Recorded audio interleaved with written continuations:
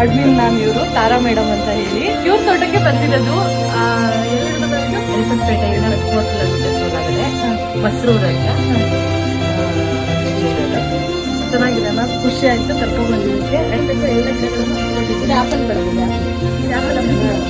Apple actually ಕಾಶ್ಮೀರಲ್ಲಿ ಬೆಳೆಯುವಂಥದ್ದು apple. But ನಾವು ಟ್ರೈ ಮಾಡೋಣ ಅಂತ ಇಲ್ಲಿ ಹಾಕಿದ್ದೀವಿ. ಬಟ್ ಹೂವೆಲ್ಲ ಬಿಡ್ಬೋದು ಅಂತ ಅನ್ಕೊಂಡಿದ್ದೀವಿ. ಚೆನ್ನಾಗಿ ಬರುತ್ತೆ ಅಂತ ಅನ್ಕೊಂಡಿದ್ದೀವಿ. ಕೆಲವೊಂದು ನಾವೇನಂದ್ರೆ ಲೈಕ್ ಫಾರಿನ್ ವಾಟಿಸರ್ ಎಕ್ಸಾಟಿಕ್ ಪ್ಲಾಂಟ್ಸ್ ಎಲ್ಲ ನಾವು ಟ್ರೈ ಮಾಡ್ತಾ ಇದ್ದೀವಿ.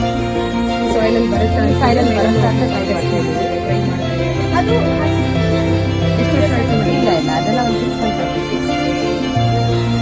ಎಲ್ಲ ನೋಡ್ಲಿಕ್ಕೆ 3-4 years ತರ ಕಾಣಿಸ್ತಿದೆ, ಬಟ್ 2 years ಅಂತ ಗ್ರೋತ್ ಅಂತೂ ತುಂಬಾ ಚೆನ್ನಾಗಿದೆ, ಹೆಲ್ದಿ ಆಗಿದೆ. ಪ್ಲಾಂಟ್ಸ್ ಕೂಡ ಹೆಲ್ದಿ ಆಗಿದೆ. ಯಾವ ಗೊಬ್ಬರನ ಮೇಡಮ್?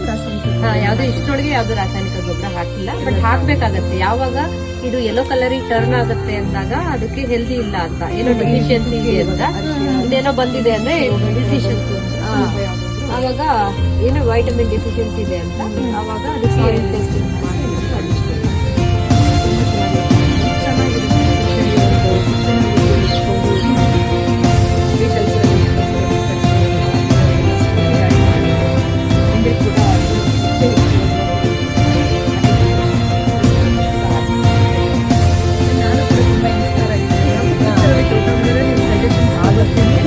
ನೀವು ಕೂಡ ಸಜೆಸ್ಟ್ ಮಾಡಬೇಕು.